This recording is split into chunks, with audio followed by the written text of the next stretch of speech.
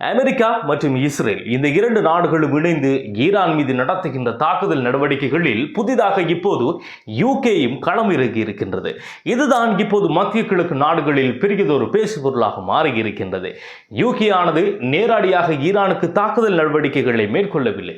இருந்த போதிலும் கட்டாரை நோக்கி ஈரான் ஏவிய ட்ரோனை யூகே நாட்டுக்கு சொந்தமான ராயல் ஏர்ஃபோர்ஸ் டைபூன் வான்படைக்கு சொந்தமான விமானம் இடையில் வழிமறித்து அதனை தடுத்து நிறுத்தியதாகவும் யூகே நாட்டினுடைய பாதுகாப்பு அமைச்சகம் தெரிவித்திருக்கின்றது.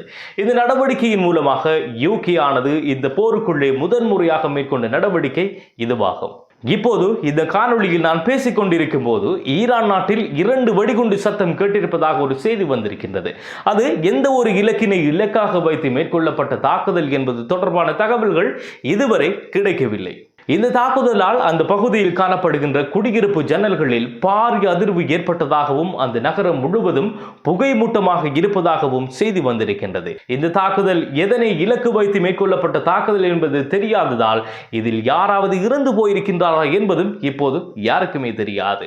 இந்த 2 நாட்களில் குவைத்தில் காணப்படுகின்ற அமெரிக்க நாட்டினுடைய இராணுவ தளத்தில் பணிபுரிந்த 3 அமெரிக்க இராணுவ வீரர்கள் ஈரானுடைய தாக்குதலுக்கு இலக்காக இறந்து போயிருப்பதாகவும், இதுவே அமெரிக்க ராணுவ தரப்பில் இருந்து முதலாவது சந்தர்ப்பமாக 3 உயிர்கள் பதிவு செய்யப்பட்டிருக்கின்றதாகவும் குறிப்பிடப்படுகின்றது. அது மட்டுமல்லாமல் மேற்கு ஜெருசலம் அருகே உள்ள பெய்ட் ஷெமெஷ் பகுதியில் ஈரான் நடாத்திய தாக்குதலில் 11 பேரை காணவில்லை என்றும் இடிபாடுகளுக்குள் மீட்பு பணிகள் நடைபெற்று வருவதாகவும், இதுவரை உத்தியோகபூர்வ கணக்கெடுப்பின்படி 9 பேர் இறந்திருப்பதாகவும் இஸ்ரேலிய போலீஸ் தெரிவித்திருக்கிறது. அமெரிக்கா மற்றும் இஸ்ரேல் போன்ற 2 நாடுகளும் இணைந்து சனிக்கிழமை ஈரான் மீது நடத்திய தாக்குதலில் ஈரான் நாட்டினுடைய அதி உச்ச தலைவர் அயத்துல்லா அலி கொமைனி இருந்ததை தொடர்ந்து அதற்கு பழி தீர்க்கும் வகையில் ஈரான் மத்திய கிழக்கு நாடுகளில் காணப்படுகின்ற அமெரிக்க ராணுவ தளத்திற்கு சரமாரியான தாக்குதலை மேற்கொண்டு வருகின்றது. அத்தோடு இஸ்ரேலுக்கும் இடைவிடாத குண்டுவீச்சு தாக்குதலையும் மேற்கொண்டு வருகின்றது.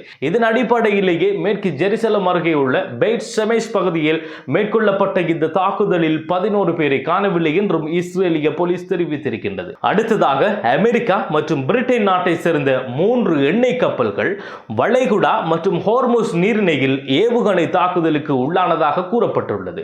அந்த தாக்குதலுக்கு பிறகு கப்பல்கள் தீப்பிடித்து எரிந்து கொண்டிருந்தன என்றும் அந்த அறிக்கையில் தெரிவிக்கப்பட்டுள்ளது. இருந்த போதிலும் அது உறுதிப்படுத்தப்பட்ட தகவல்களாக இன்னும் வெளிவரவில்லை.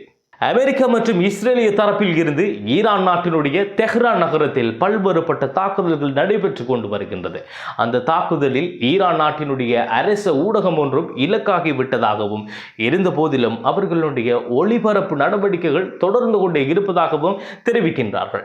அணு ஆயுத ஒப்பந்தம் தொடர்பான பிரச்சனை என்றால் அது தொடர்பான இலக்குகளை குறிவைத்து தாக்குதல்களை நடத்தாமல் அமெரிக்கா எதற்காக ஊடகத்தை இலக்கு வைத்து தாக்குதல்களை மேற்கொள்கின்றது என்பது புரியாத ஒரு புதிராகவே காணப்படுகின்றது.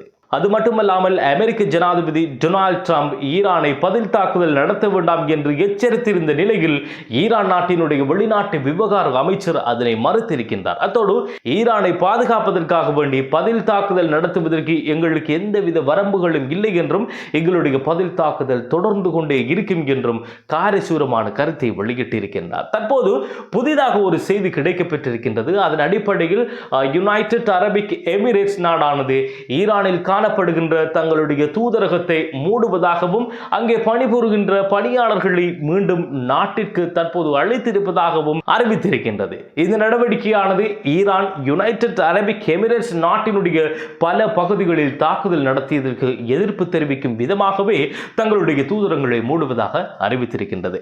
மேலும் இது தொடர்பான புதிய தகவல்கள் கிடைக்கின்ற போது அதனை உடனுக்குடன் வழங்குவதற்கு நான் தயாராக இருப்பதால் என்னுடைய இந்த யூடியூப் சேனலை சப்ஸ்கிரைப் பண்ணுவதன் மூலம் அதனை உடனுக்குடன் தெரிந்து கொள்ள முடியும் என்பதை கூறிக்கொண்டு அடுத்த காணொளியில் சந்திக்கும் வரை இந்த காணொளியில் இருந்து விடைபெறுவது அப்துல் லத்தீப் ஹசன் நிஸ்ஃபி.